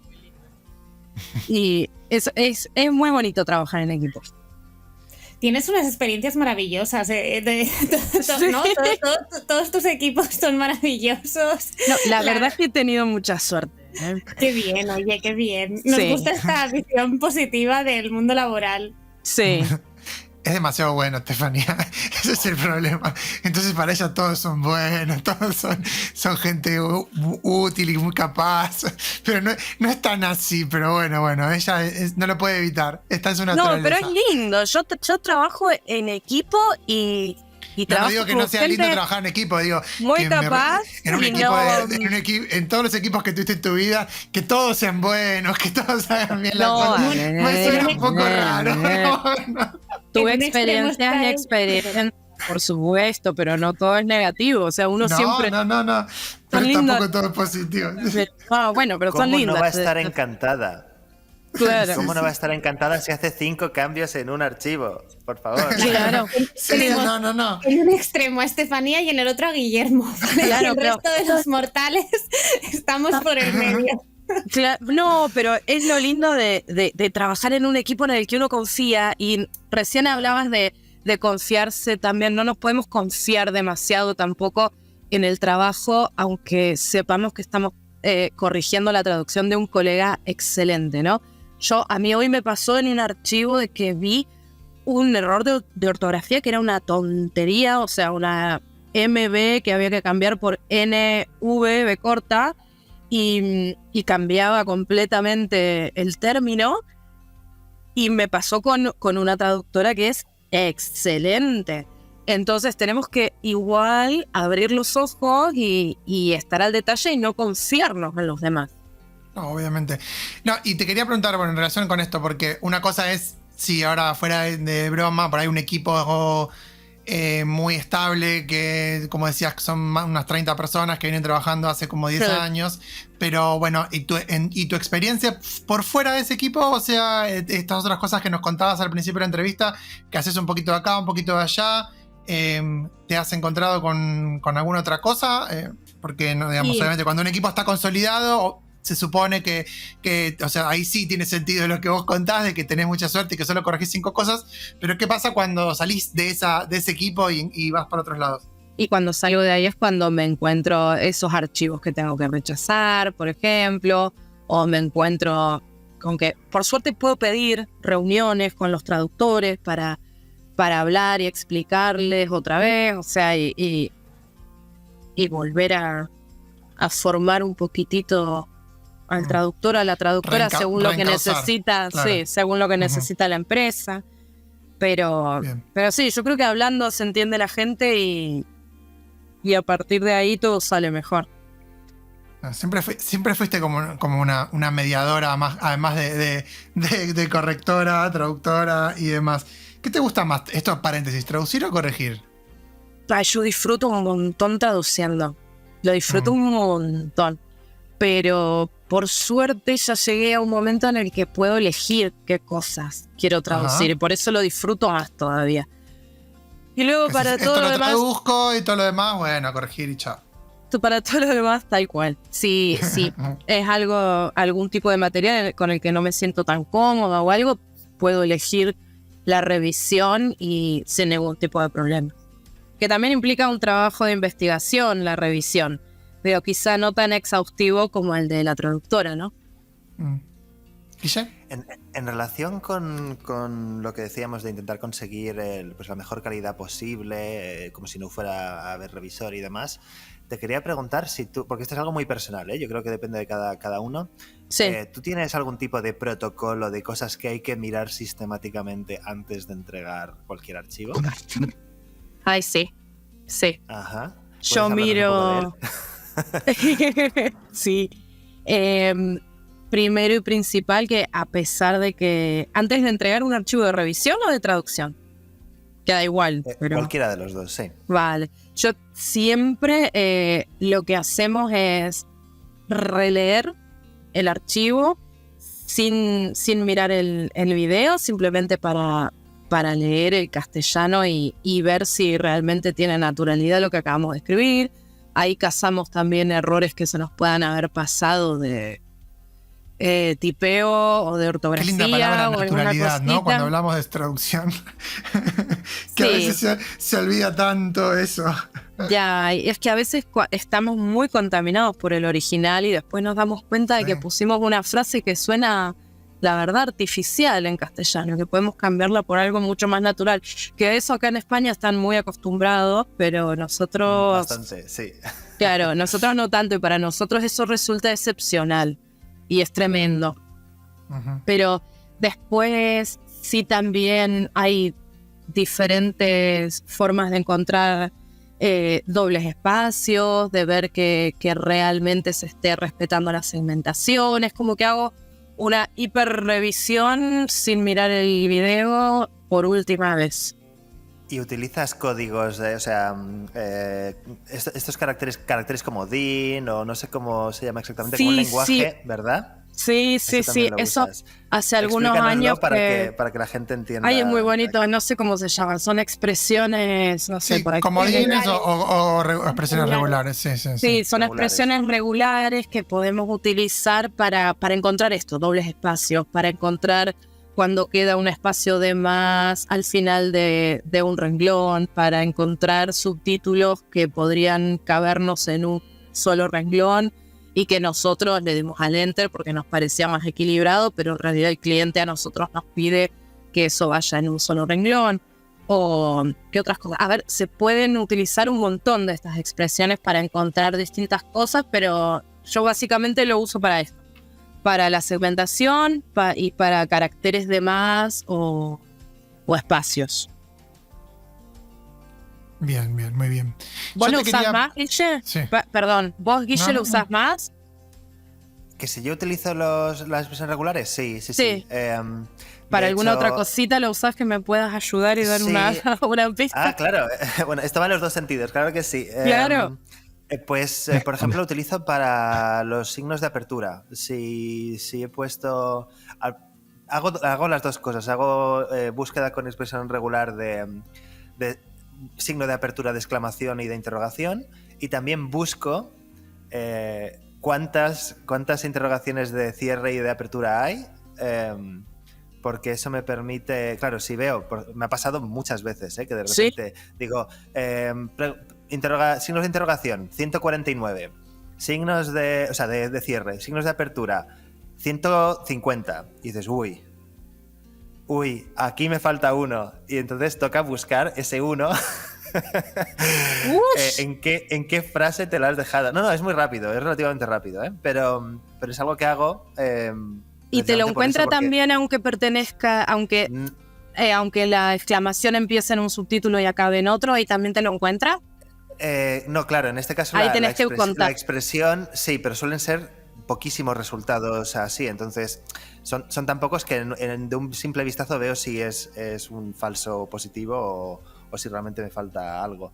Y también, por ejemplo, los guiones que se utilizan mucho, que esto depende del cliente, ¿no? Que unos quieren espacio detrás del guión, otros no. Claro. Pues si pones en la expresión regular es un guión seguido de cualquier carácter que no sea un espacio, pues te detectará en el momento en que haya algo, que puede ser también que lo hayas utilizado correctamente, ¿eh? O sea, un guión en mitad de una frase y demás. Pero bueno, son truquillos Sí, te evita que están tener muy que volver a bien, ¿eh? repetir A quien algo. se le ocurrió, yo creo que tenemos gente que es un poquito programadora en los equipos y que nos ha ayudado un montón al encontrar todas estas cosas. Revisión por fuera de la plataforma hacen, Tate, o sea, por ejemplo, extraer el subtítulo para revisarlo con una herramienta por ahí un poco más compleja que no tenga, por ejemplo, Grammarly en inglés o Stylus en español o algo así, o trabajan siempre solo dentro de la aplicación. Sí, no, se pueden exportar los subtítulos a un TXT y se pueden pegar donde lo necesites para hacer una revisión extra. Pero yo lo que quería, aclarar en esto es que a pesar de que... ¿O es menos? Sí, no, bueno, pero a pesar de que tenemos expresiones regulares, a pesar de que tenemos esta posibilidad también de exportar y de volver a chequear gramática, ortografía, lo que sea, es importante que nosotros al traducir en tiempo real prestemos atención a todos estos detalles, ¿no? Que eso sirve para cazar las cositas que se nos pueden haber pasado. Lo digo más para las personas que puedan llegar a estar empezando porque no nos podemos confiar en que vamos a hacer este último paso porque algunas también se le pueden pasar al programita. Claro, obviamente. Sí, no digo como pautas. Porque ahí, por ejemplo, en las cosas que yo hago, que es una cosa que siempre fija antes de empezar a hacer cualquier otra cosa, es extraer siempre los archivos subtítulos como texto plano para revisarlo con Grammarly, si es el inglés y demás, porque también es cierto que si vos revisas el subtítulo con gramática, por ejemplo, no es el mismo resultado que si lo revisas todo en formato de oración. Entonces, en eso... saliendo de la herramienta subtitulado es algo que está bueno hacer porque el propio software subtitulado, por más que tenga inclusive la opción de gramática, no te lo, aunque la mayoría no lo tiene, pero bueno, no te lo puede descubrir. Bueno, te quería... Chicos, sí. ¿Se me permite hacer una confesión? Sí. Quiero poner un ejemplo concreto de qué no te detecta el corrector ortográfico, porque a mí me pasó y morí por dentro, o sea, me echaron la bronca y todo, y lo pasé fatal. En un archivo de subtítulos para sordos, precisamente, de una peli española. Claro, yo estaba ahí poniendo también todas las etiquetas. Diascalias. Diascalias, exacto. Y hubo una que, de hecho, yo estaba revisando, no haciendo los subtítulos desde cero, pero hubo una que era Silba el viento y que estaba escrita con V en vez de con B. Y claro, estamos hablando de una película muy larga y tal, había más de 2000 subtítulos, y no caí, y se me pasó. Y cuando yo hice todas mis comprobaciones, todo lo que hago siempre, y oye, mira, parece imposible, pero me equivoqué. No, de broma. Me equivoco a menudo, lo reconozco. No vas en las mejores familias, Guillermo, no pasa nada. Yo iba a decir, Blanca, él estaba por empezar esta cosa diciendo, bueno, les quiero confesar, la única vez que me equivoqué fue... y el caso es que sí, bueno, lo entregué tal cual y no pasó algo, hubo un control y me lo devolvieron y dijeron, pero además como, ¿por qué es esta barbaridad? Esto es una vergüenza y tal. Y diciendo, a ver, que son 2000 subtítulos, es una B por una V y además... La razón por la que el corrector no detectó esto es porque existe la palabra silva como sustantivo que dice colección de materias o temas diversos, escritos sin método ni orden. No tenía ni idea. Ok, claro, aprendimos una palabra nueva. Como existe, el corrector dice, bueno, esto está bien, no hay nada que que detectar, ¿no? Entonces Claro, hay que ir con tal mucho cual. ojo. Sí, Igual muchas veces hay cosas que se le pasan y vos decís, pero esto tendría que haberlo. Lo tendría, ya a esta altura, en la época de la inteligencia artificial, no descubrís esto, pero bueno, sí. Sí, No, aquí, pero aquí sí. mismo, sustantivo más determinante, más sustantivo, te podría haber avisado, ¿no?, de que algo pasaba. Claro. O sea, Claro, esto, por claro. ejemplo, Word, es probable que te avisara con el azulito. Ya, es verdad. Sí, pero bueno, por ejemplo, el ejemplo del que yo hablaba hoy, una traductora con toda la confianza del mundo, que era investir por investir, y como son dos términos que sí que existen, es lo mismo que te ocurrió a vos, Guille, el corrector no los ve, no los detecta, y nosotros tenemos que estar ahí con ojo y mirando al Hay que detalle para... sospechar. Claro, sí. Buscar mucho en el diccionario y nunca creer que lo sabes, porque a lo mejor no lo sabes. Claro, no, y lo más probable es que no lo sepamos, porque aprendemos un montón, eso es lo lindo de nuestra profesión. Bueno, muy bien. Vamos a seguir porque nos quedan unas cuantas preguntas, pero ya se nos está terminando el programa.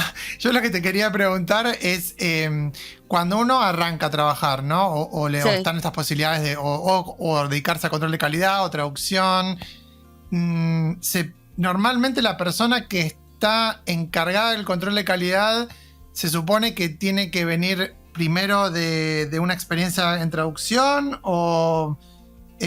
digamos, ¿no se pide una exigencia extra para hacer control de calidad o no? A ver, los dos casos son válidos, me parece a mí. Por un lado tenemos la posibilidad de entrar a hacer control de calidad antes de traducir, como para tener un primer acercamiento a los procesos y aprender a partir de ahí, aprender de los traductores. Y por otro lado, en realidad, al ser el último eslabón de la cadena, el revisor tendría que ser el que más autoridad tiene. Entonces cada empresa lo maneja a su modo y cada uno le da O sea, tu la visión sería importancia. esa, tu opinión sería esa, digamos, que tendría que ser así, independientemente de cómo es puntualmente en ese caso. No. A ver, a mí en realidad, yo empecé sin saber nada y revisando. Entonces, yo sí que recomiendo a las personas que empiezan, quizás empezar haciendo una spot QC, por ejemplo, o haciendo estas revisiones que son un poquito más, no tan exhaustivas, más que nada para aprender de qué van los procesos antes de lanzarse a traducir. Eso me parece válido. Y si tenés la suerte de que te tocan traducciones que están bien hechas, porque claro, si por te tocan supuesto. cosas, digo, porque incluso se puede aprender desde ese lugar, decir que bueno, además tengo la suerte de leer, por ejemplo, las traducciones de Guillermo, y vos decís, bueno, además aprendés un montón de cómo traducir, no solamente haces ese trabajo, pero bueno, digo, si te toca algo que está medio y vos recién estás arrancando, es como también hasta te puede llegar a dar sí, es mucho más difícil. medio pudor sí. corregir, que si no, yo que recién arranco voy a ponerme a tachar todas las traducciones. Sí, raro, o metés la pata hasta el fondo, y hoy por hoy es mucho más. A ver, nuestro trabajo hoy por hoy tiene más visibilidad, ¿no? Que lo que era antes, y ya no nos podemos arriesgar tanto a meter la pata. Total. Pero sí, en realidad, la verdad de la milanesa es que tendría que ser la persona con más autoridad, el revisor, al menos el que hace el full QC. Eso te cambió, te quería preguntar, que vos que sos de la época pre-plataformas, ¿te cambió algo en tu forma de trabajar el tema de la visibilidad que uno tiene hoy en día? Porque antes, como decís, bueno, cuando vos empezaste, como también con la época que empecé yo, que tradujimos 3 millones de cosas y nunca nadie va a saber que las hicimos nosotros esas cosas, pero... Sí, es que en realidad yo soy tan autoexigente y tan perfeccionista que en ese sentido no me cambió tanto. No en el sentido del trabajo, ¿no? Pero no en el sentido del trabajo, en el día a día. Ahí, está mi nombre ahí, qué sé pero, yo. Sí, mi papá sacándole fotos a la pantalla para mandar esas cosas, ¿viste? Lo hiciste vos, tate.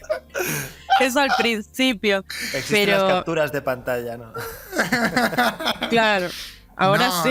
La captura de pantalla actual se hace en donde sacás una foto que la tele ocupa solamente el 20% de la foto, sí, el resto es todo lo que estás comiendo, lo que estás... La planta de pies. mamá. Claro, los pies, la porción de pizza medio comer, exacto. No sé. Bueno, pero Bueno. no desde el punto de vista laboral, digamos. No desde el ese punto de lugar vista no. laboral, no, Ok. porque soy muy hincha pelotas en ese sentido. Y como que yo sé que nadie va a saber, antes, ¿no? Pensaba, sabía que nadie iba a saber que lo había hecho yo, pero no me importa, yo sí sé que No, ese es que trabajo quizás es ni mío. ni te lo planteabas en ese momento. ¿Entendés? Sí, No, sí. porque era lo normal, Era ¿no? Lo habitual, natural. claro. Sí. Es verdad que ahora le ponemos más ojos todavía, más, porque va a aparecer nuestro nombre, pero bueno. Ujú. Bueno, y vamos ya en la etapa final, me quedan 2-3 preguntitas nada más. Te quería preguntar, yo por ejemplo, después de muchos años haciendo bastante para canales de televisión y demás, hace un tiempo ya que me dedico prácticamente la mayoría de las cosas solo con clientes directos, con festivales, eventos, ese tipo de cosas. Sí. Entonces, que te quería aprovechar, ya que te tengo acá, para preguntarte qué cosas del mundo de las plataformas, del mundo del streaming, de estos procesos y demás que vos llevas adelante en tu día a día, crees que son útiles o recomendables para quienes trabajamos de forma directa, o sea, con clientes directos, ya sea en su traducción técnica también, porque puede pasar. Sí. Yo también hago muchas cosas de su lado técnico, así que bueno, eso, ¿qué podemos llevarnos de la experiencia de plataformas al mundo del cliente directo? El otro día, sabes que escuchaba el podcast, porque yo me quedé, después del embarazo de Paulita, me quedé un poco colgada y no escuché más. Me escuché la entrevista con Juanjo y los escuchaba hablar del prescriptivismo, del descripcionismo, ¿no? En cuanto a normas y pautas de subtitulado y lo que se está llevando a cabo ahora en términos de investigación en nuestra área. Y lo lindo que tienen las plataformas es que al ser empresas y al ser compañías a las que no les importa mucho en realidad qué es lo que está ocurriendo afuera, sino que les importa vender su material y que haya coherencia en sus cosas, se han encargado de dictar justamente normas y pautas de trabajo.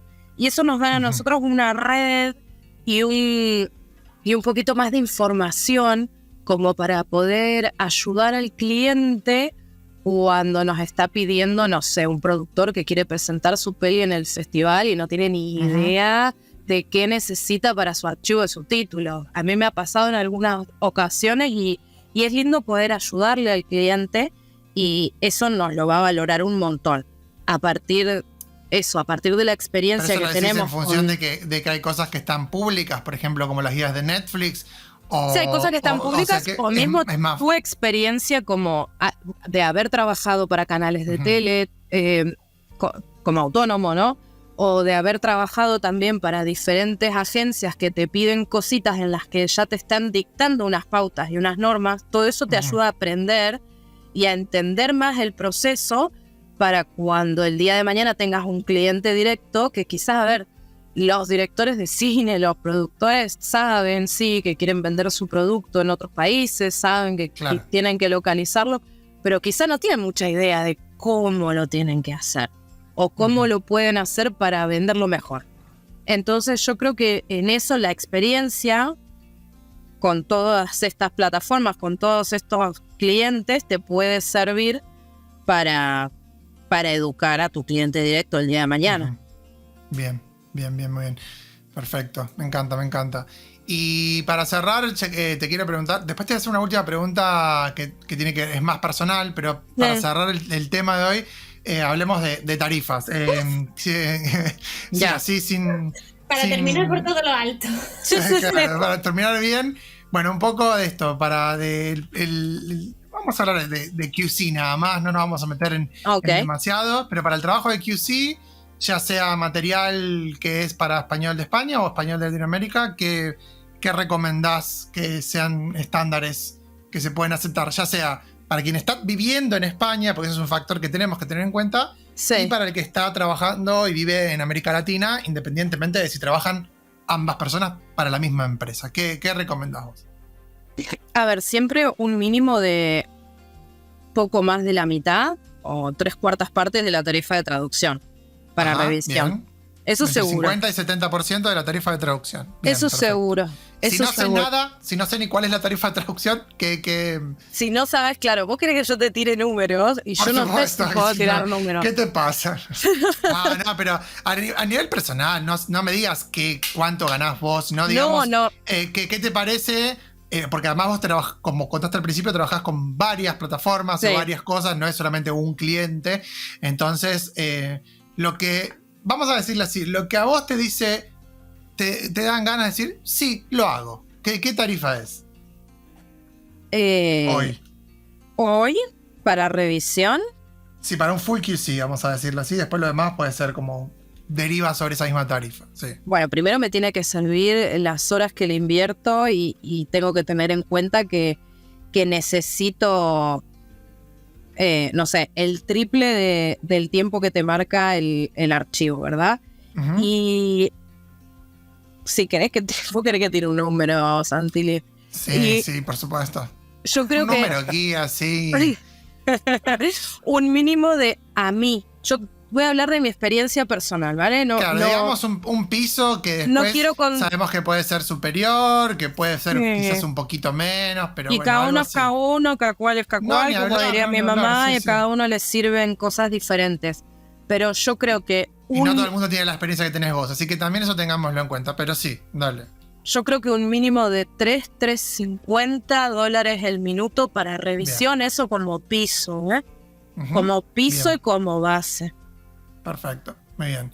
Para Bueno, español me parece- de Latinoamérica, porque yo las tarifas de aquí yo sé que son mucho más altas. Me parece ¿Sí? genial que me parece genial que diga esto porque la realidad es que en el mercado español peninsular hay gente traduciendo por esa tarifa. Sí, Ujú. lo sé. Y también por sé que hay menos. gente que te ofrece $1 por revisión, $1 el minuto por revisión y hasta 2 por traducción, pero yo creo que de ahí mejor salir corriendo, dejar que se encargue la inteligencia artificial y que se queje el público. Tal cual, tal cual. Me encanta, me encanta. Sí. Bueno, y bueno, lo último que te quiero preguntar es, bueno, vos hace muchos años que estás trabajando de manera estable, ya trabajabas de manera estable cuando estabas en Argentina, también lo lograste allá en España. ¿Qué le podés decir que así también, en tono positivo, a quienes por ahí le está encontrando, le está costando encontrar un lugar, que por ahí entraron en una empresa pero no les asignan trabajos o no consiguen que haya asignaciones, o por ahí todavía, no sé, hicieron cursos, se especializaron, hicieron una maestría, pero no logran meterse a pesar de que saben qué es lo que quieren?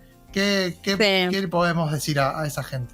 Y yo creo que lo básico es intentar abrir un montón de puertas y abrir un montón de caminos y meterse en un montón de campos de la traducción audiovisual y Ujú.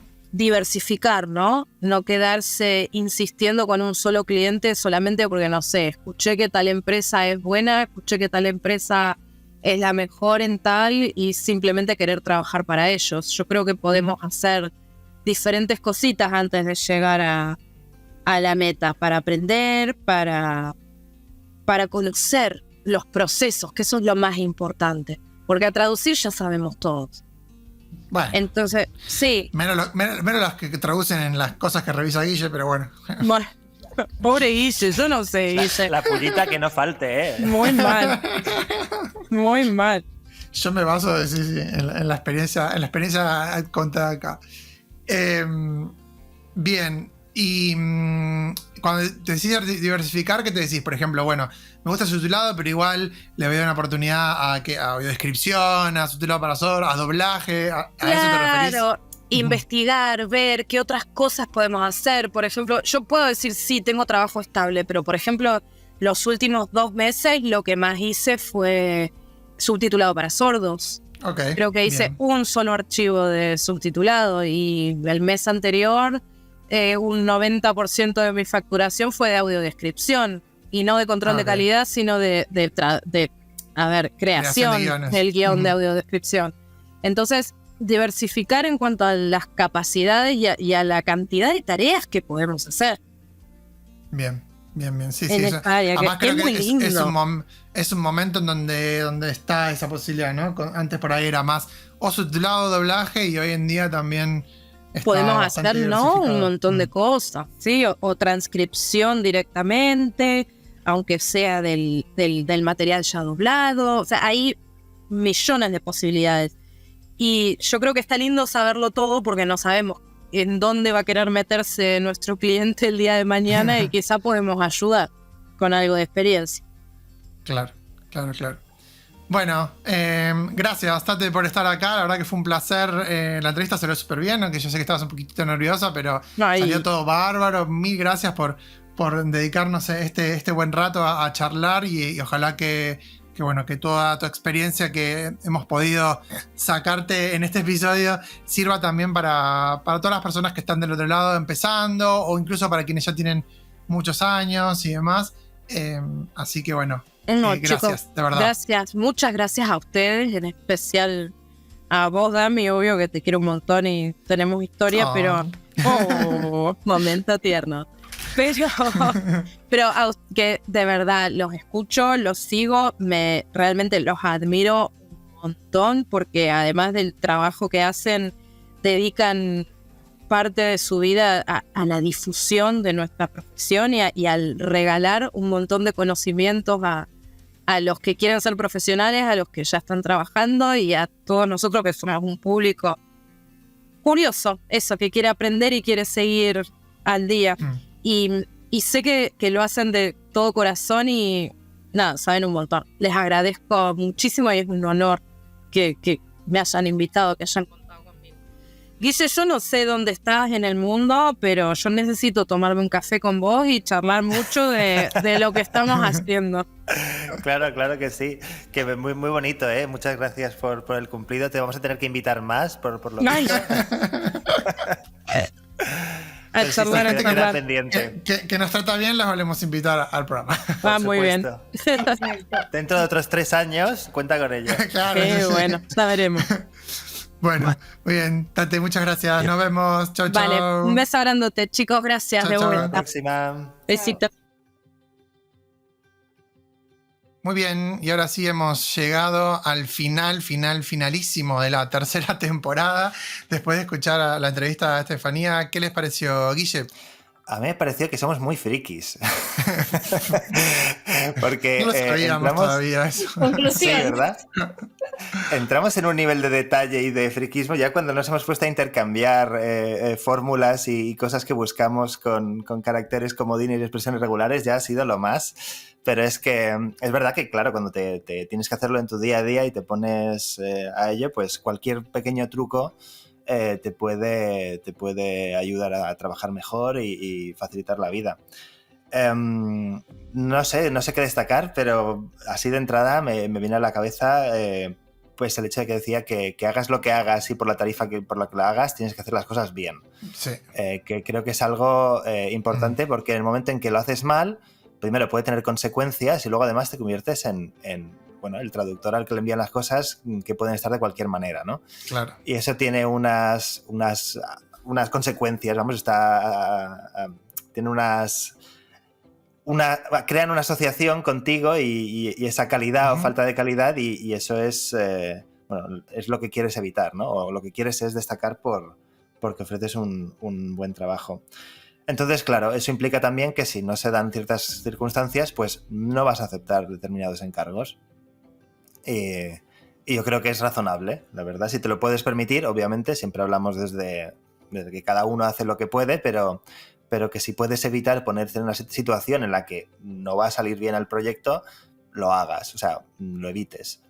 Me gusta que los últimos 2 episodios hayamos más o menos llegado a la misma conclusión desde lugares muy, muy diferentes, ¿no? En la entrevista en inglés de ABTE y esta con Estefanía. Blanca. A mí me ha encantado el buen rollo, ¿no? Y la visión optimista que tiene Estefanía sobre el trabajo de sus compañeros, en general sobre los profesionales, ¿no? O sea, tiene una visión muy positiva y creo que es bueno porque bueno, veo mucho en Twitter a gente que dice que tiene síndrome del impostor, ¿no? Y sobre todo mujeres, síndrome del impostor, así que está muy bien que salga una persona con tanta experiencia como ella a también valorar lo positivo.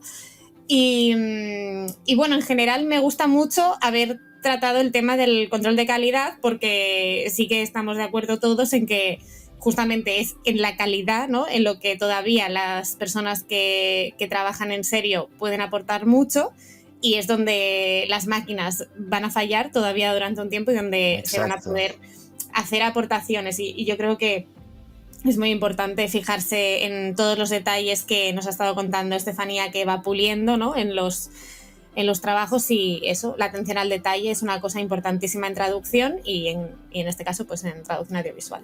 Así que muy contenta de la entrevista. Es que creo que eso es un poco, sin lugar a dudas, lo que va a marcar nuestra permanencia en la profesión, nuestra relevancia. Bueno, en esta profesión y en otras profesiones pasa exactamente lo mismo, ¿no? Pero poder demostrar efectivamente que no traducimos como máquinas, que somos mejores que las máquinas. Entonces, ese tipo de cosas, sin duda que ese proceso de control de calidad es muy importante para poder llegar a ese resultado final. Y bueno, después habrá una lucha adicional para lograr que se quiera eso, de lograr que se imponga también la calidad del trabajo, porque por lo que venimos viendo últimamente también pasa que hay algunas plataformas en donde medio como que se nota que no les importa absolutamente nada. Pero bueno, en fin, vayamos con optimismo, quedémonos con este optimismo que nos dejó Estefanía en este último episodio de temporada, porque la verdad que me parece que es un buen camino para tener en cuenta.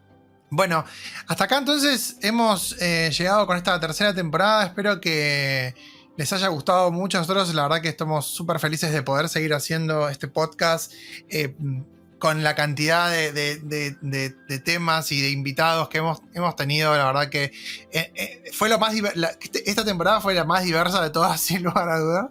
Y empezamos en Argentina esta temporada. Sí, la temporada empezó con un es episodio en vivo. Correcto. Así que bueno, ojalá que el año que viene bueno, podamos seguir también reencontrándonos en algún momento también de forma presencial, y poder reencontrarnos también con todos ustedes del otro lado, que sabemos que están ahí. Vemos que nos escuchan desde distintas partes del mundo, desde los lugares súper variados, obviamente de Argentina y de España principalmente, pero también desde un montonazo de otros países. Así que muchas gracias por acompañarnos y por estar con nosotros en esta temporada, y espérennos que no vamos a tardar mucho en volver. Quédense tranquilos. Amenazamos con volver. Bueno, y hasta aquí llegamos. Entonces, recuerden visitar a nuestro patrocinador UNA en su sitio web una.net y registrarse para las 4 semanas de prueba. Recuerden también que pueden encontrar toda la información del podcast en nuestro sitio web www.ensincroniapodcast.com y también en YouTube. Y recuerden suscribirse a la gacetilla del programa. Pueden encontrar el enlace a la suscripción en nuestros perfiles de Instagram. Así pueden recibir los detalles de la beca que vamos a entregar en las próximas semanas. Así que si no están suscritos todavía a la gacetilla, háganlo pronto, y que va a valer la pena. Además de tener siempre toda la información actualizada del podcast. Bueno, nos vemos en la próxima temporada. Chau. Hasta la próxima.